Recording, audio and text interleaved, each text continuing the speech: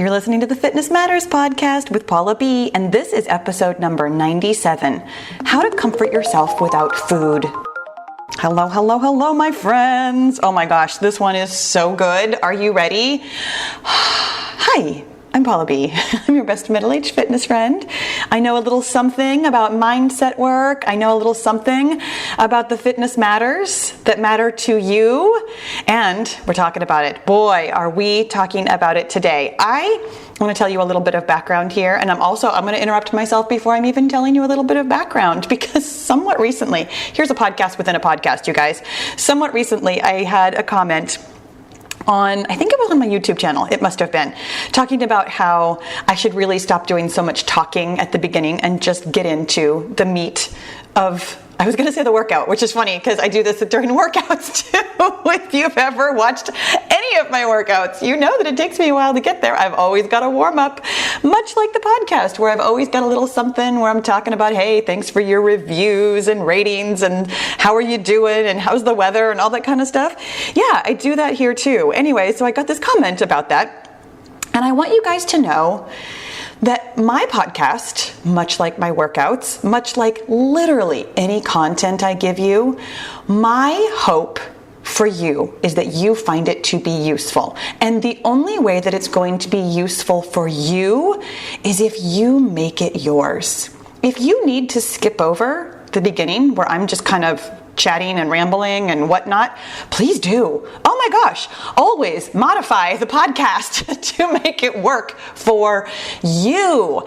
It is not, and here's where I'm going to give you a little tough love, it is not my responsibility to give you what you need. It is my responsibility to give you what I need. Frankly, the way I create content and the way that I put it out is all about my creative process. This fulfills something for me. When you take it in, it's your responsibility to take it in the way you need it, to absorb it in a way that makes sense for you. This is truly my gift to you, is that I'm not really spoon feeding you exactly what you need. I'm giving you what I need, and then you get to make it work for you. And that's what I'm going to encourage you to do. I'm going to encourage you to take that responsibility rather than trying to hand it to me. Take the responsibility for yourself to really be aware of what you're taking in. Really be aware of whether or not it resonates with you, whether or not it works for you. You guys, it is completely okay with me if at some point you graduate from me. Like with the workouts, you could absolutely graduate. I tend to make slightly, I'm going to say easier. They might not be easy for you, but they are easier for some people. There are plenty of other fitness trainers out there that are a lot harder than my workouts. Go do them. There are plenty of other podcasts that don't ramble as much as I do. Go listen to them. At some point, it is actually my goal for you that you won't need me anymore. Which sounds so weird because I love it when you need me. Like, I'm such a mom like that. Like, please need me. Please be around and give me the kudos and the attention. But also, I really, really want you to feel so solid in your understanding of your brain and how all this stuff works that you could actually be better than me at this. I want you to be better than me. That's what I want. And the way that you can get better than me is by being responsible for what you take in and how you absorb it and what you do with it. So, okay. Totally, wildly unrelated to how to comfort yourself without food. So let's get back to that topic, because here's how I know that this is a fitness matter that matters to you. You guys, on a relatively recent Q&A Friday, which, again, digressing, here we go, because this is what I do. Q&A Friday is a thing that I do almost every Friday in the Killer Beehive, which is my free and private Facebook group. If you do the Facebook thing, come on over. If you don't do the Facebook thing, the Q&A Friday is actually available as a podcast. You do not have to be on Facebook to listen to the Q&As. It has its own channel, not on YouTube, but it's got its own like SoundCloud, it's on iTunes, it's on Spotify, it's on Google Play, it's everywhere. You just have to search for Q+A with no spaces Friday. You can find it anywhere you listen. There may or may not be links in the show notes.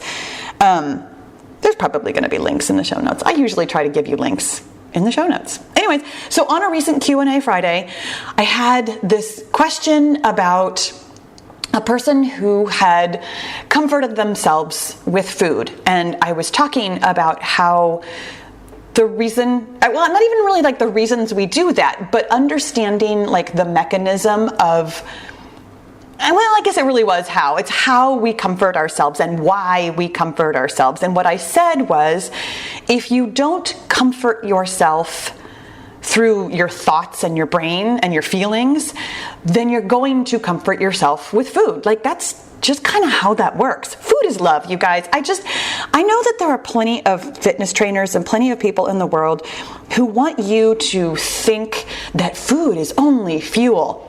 I don't subscribe to that. I really don't. And here's why. I'm going to digress again, but this one will be brief. The very first thing we do when we give birth is we feed our babies. Like that is the first way we show our babies, I love you, I care for you, you're safe here. It is the very first interaction we have as human beings. That's how primal food and feeding is. I personally don't think it's worth it. I don't think it's worth your time and effort to try and fight that. I think it's totally okay that you think of food as love, as long as you use it appropriately and you understand that it's one way to show love as opposed to the only way. And you can show love in a way that still like meets your weight loss goals and meets your lifetime goals and meets your health goals and all of that kind of stuff. You don't have to love yourself to the point where you're heavy, or you don't have to show somebody else love to the point where they're overweight because of your love being shown as food. Anyways, had this whole conversation. I was really pleased with it. I mean, sometimes I get off these Q&A Fridays, I was like, man, I nailed that. And this was one of those times. I felt really good about that answer. And I actually got a lot of like really positive responses, which I totally appreciate. Thank you guys. And I also got this comment from a much appreciated Patreon patron who said, okay, that totally resonated with me. Can you explain how to comfort yourself without food? Like you explained that we should, that this is how to, not need to comfort yourself, but can you really get into the nuts and bolts of it? And yes, I can. Here it is. Here's the thing that I want you to know about today's podcast. It's a more advanced concept than normal. And that doesn't mean that you won't get it. It doesn't mean that you won't get some help out of it. It just means that there's a bit of groundwork, and I'm going to go over the groundwork. I'm going to point you in the direction of at least one other podcast. We're going to talk about where this all comes from. And not only do you need to understand like the foundational concepts, but you need to have a little bit of practice with the foundational concepts. And that doesn't mean that this is going to be like monumentally more difficult. Like, okay, here I digress again, but I think this is a really good like visual for you. I was on TikTok last night because I'm on TikTok. Have I told you that? I think I've told you that. I don't know if I have. Anyways, I'm on TikTok at Paula B with an underscore between Paula and B. Boy, do I enjoy TikTok. It is a time waster, my friends. Let me tell you, it's very soothing. You get all of these like happy endings 1 minute at a time, and it's really easy to just sit there and scroll, and it is such a dopamine hit. Wow. Anyways, or serotonin. I don't remember which one's which. This is worthy of looking up. Anyways, I was watching this video, and it was this very young girl, meaning like she was 20 or whatever, who was trying to explain, not even trying, she was explaining how to do an aerial cartwheel instead of like a regular cartwheel.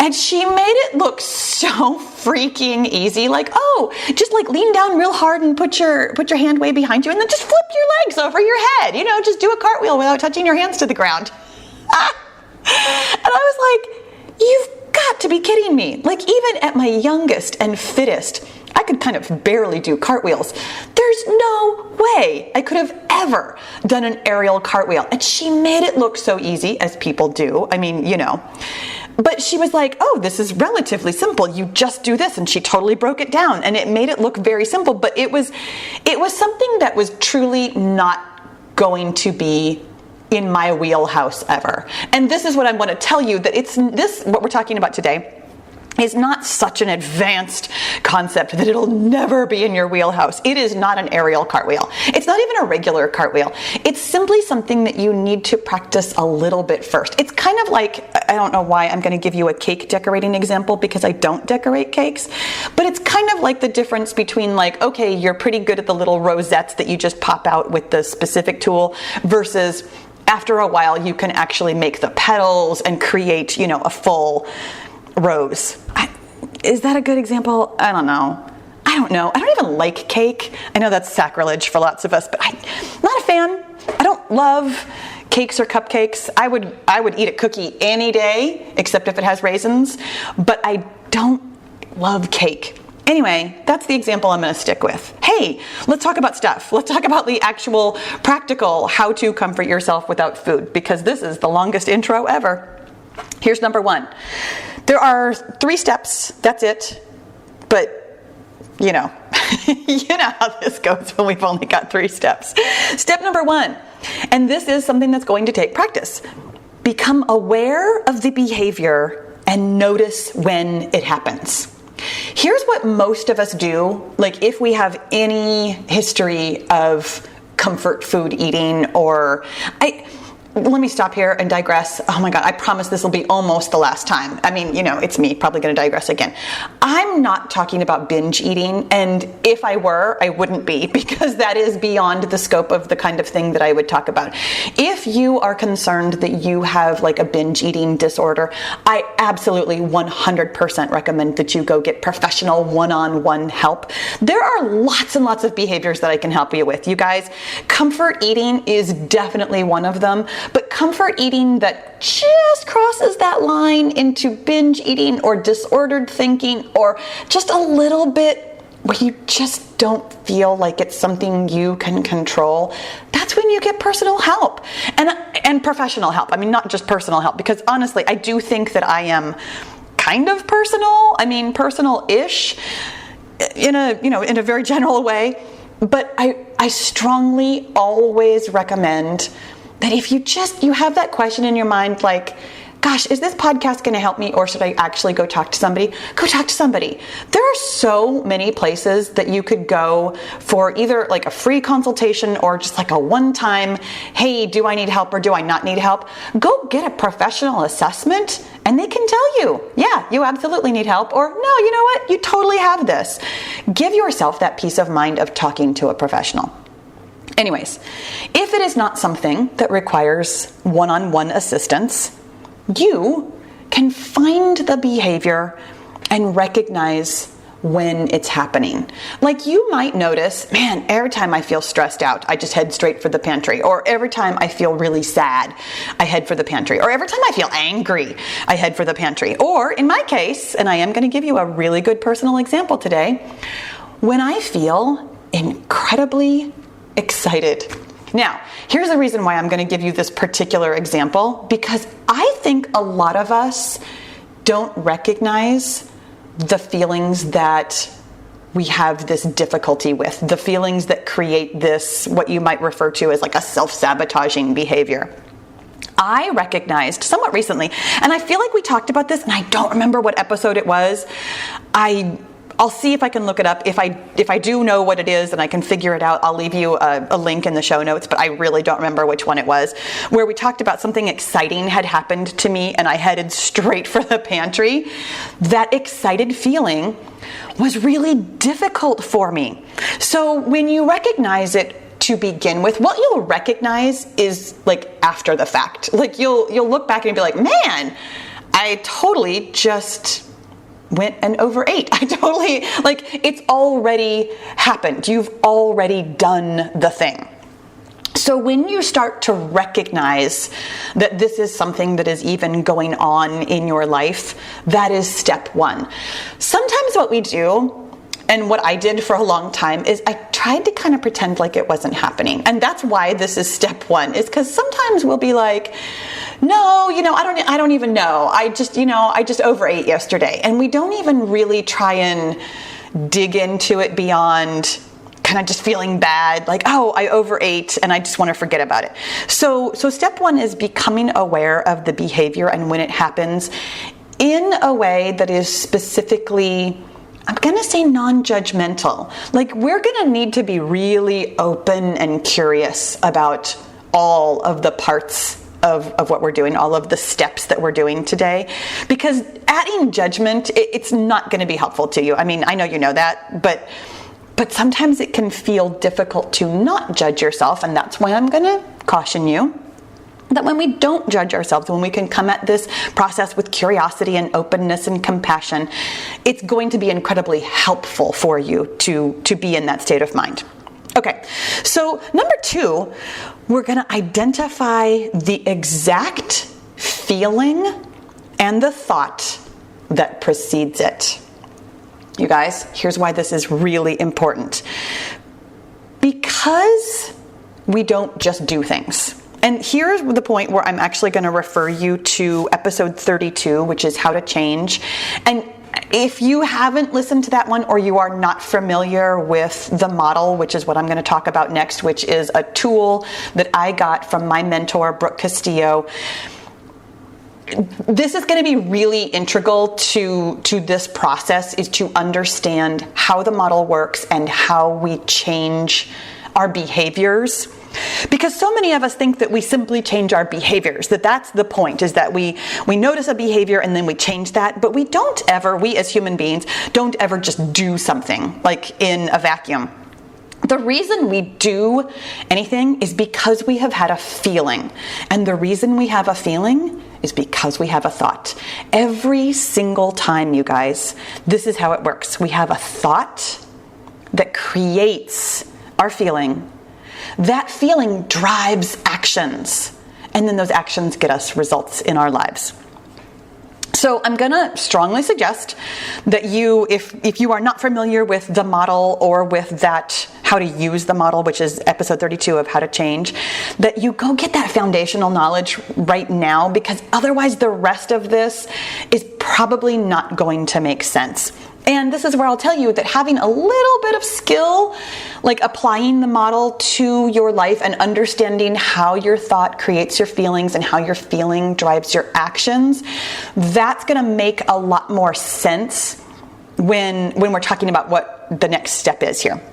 But here's what I want you to understand, like really foundationally, is that you are capable of not comforting yourself with food, because it's not just a behavior change. It's not just something as simple as like, I'm not going to go to the pantry anymore. I'm going to, willpower my way through this.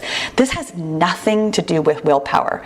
And hopefully even that sentence right there can actually help you like peel back a layer of judgment and just open yourself up to curiosity.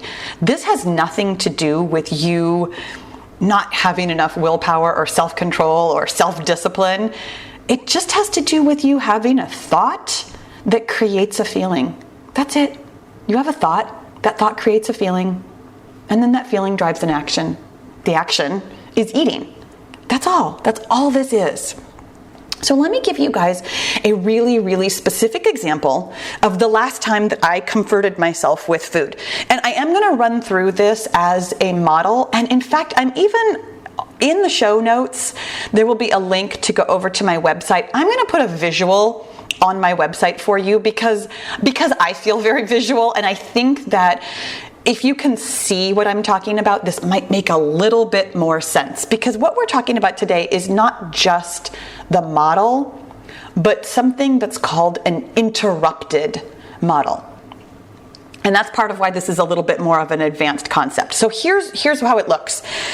The circumstance of what happened, the circumstance is the first line of the model. Something happens, and then that sparks a thought for us. So the thing that happened was I signed a contract for a brand deal, and it was very lucrative, very lucrative. It was the most, was it the most money I've ever seen at once?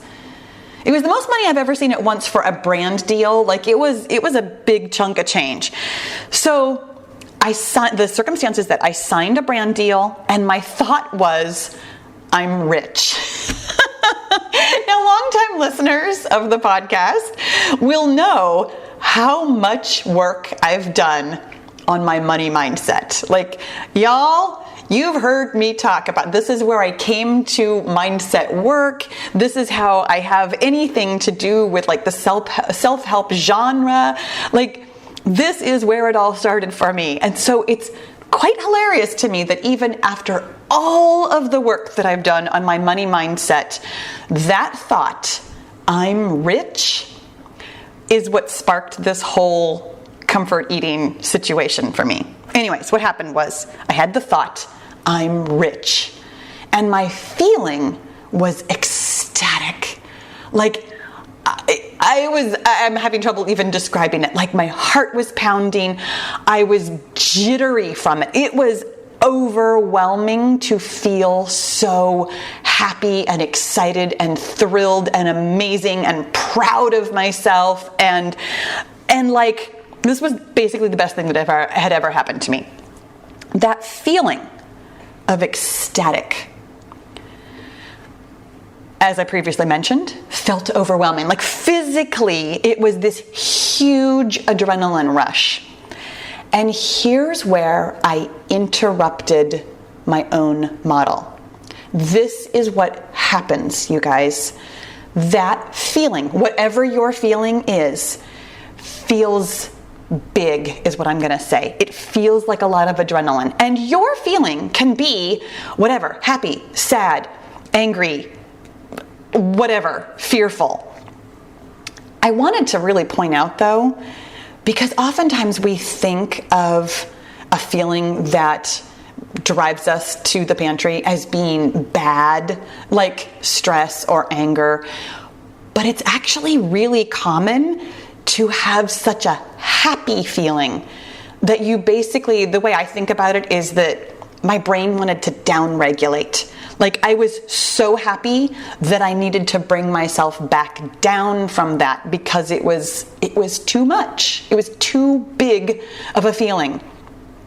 Anyways, okay, my feeling was ecstatic, and then I interrupted that model. And what happened in another model, because I interrupted the model, is that feeling of ecstatic actually became the circumstance. Meaning that I had a thought about the feeling. So that feeling became a new circumstance in a different model, kind of like off to the side here. And it interrupted the first model because I never got to the point where I had any actions or any result from that thought and feeling, that thought of I'm rich and that feeling of ecstatic.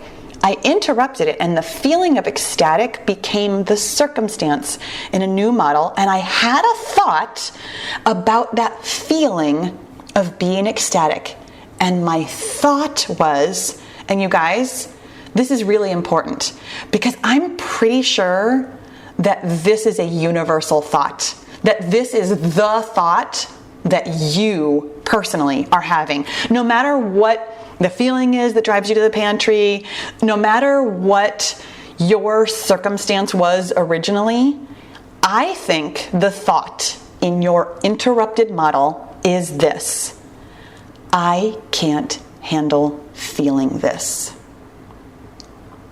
Whatever that feeling was in the first model, you and I have a thought, and it's quick, it's fleeting. It took me, actually, when I sat down to like really think about how I wanted to talk to you about this, really outline this podcast for you today, it took me a long time to find that thought. I had to ask myself several questions to come around at it and be like, where was my brain at that moment? What do I think about feeling ecstatic? What happened here? This is subtle. This is something that happens so automatically that honestly, this was hard to find this thought for me. And I've been doing this work, which is again why I think this is a slightly advanced concept, but also why I'm telling you, I'm pretty sure this is your thought too. I can't handle feeling this. So here's what happened. That new thought, I can't handle this, felt like panic. Oh my God, I can't handle this. Like, what do I do? What do I do with this feeling that I can't handle? If I can't handle it, what do I do? I mean, you can hear it in my voice. I'm literally flapping my hands at myself right now. Do you know that panicky feeling of, oh my gosh, what do I do? Kind of running around like a chicken with my head cut off. Like, who do I call? Where's the adult? How can I get help? So what I did from that feeling of panic was I went to eat for comfort. I was comforting, not the feeling of ecstaticness. Is that a word? I'm going to call it a word. I was comforting the panic. From that feeling of panic, I went straight to eating. I tried to resist feeling panic. No, this is fine, it's okay. Tried to talk myself down. I was super fidgety. I was desperately trying to think new thoughts. I was literally walking around, flapping my hands, trying to move my body, get the feeling out of me. It was such a jittery, fidgety, panicky feeling that I felt like I needed to be in motion to try and get it out of me, or try and dampen it down with food.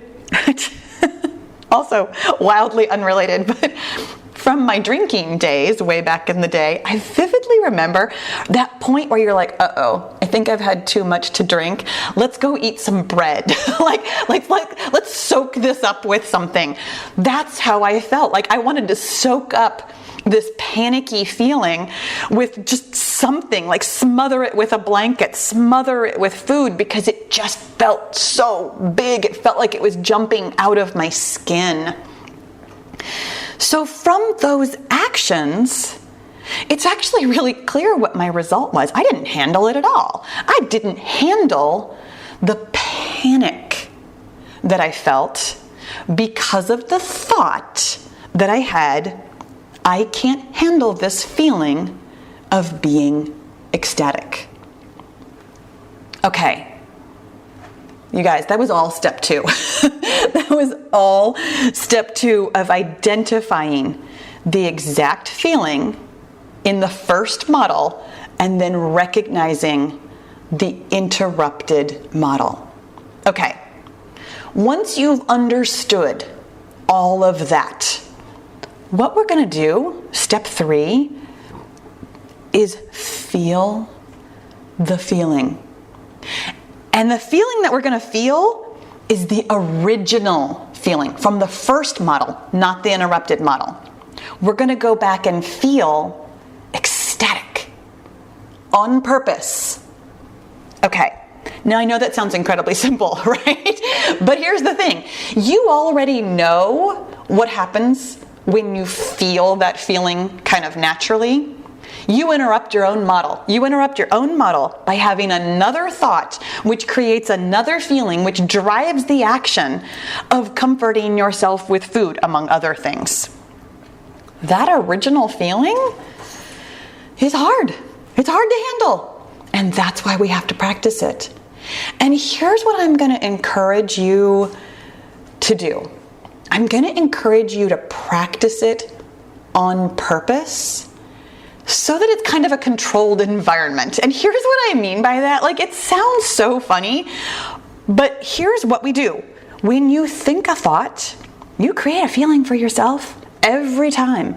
That feeling drives actions. Those actions get you result. But you can manipulate this for yourself on purpose by thinking a thought. For me, the thought is, I'm rich. I can think that thought and create for myself a feeling of ecstatic in like a controlled situation where I can really just sit and recognize the feeling, recognize that it feels like a huge adrenaline rush, recognize that it makes me sweat, it makes me feel kind of fidgety, it makes me feel overwhelmed, it makes me have thoughts that I want to interrupt my own model. I can recognize all of that in a very scientific observer, really robotic kind of a way is really what I'm coming up with here. I can be an observer of my own feeling and let my body feel it all the way through. It'll be a slightly less overwhelming feeling because it is a controlled environment. I mean, it's kind of like the difference between having an actual house fire versus a controlled burn, where you're like, okay, it's still fire. It's still wild in the sense of, fire is going to behave in certain ways based on the oxygen and all of that kind of stuff.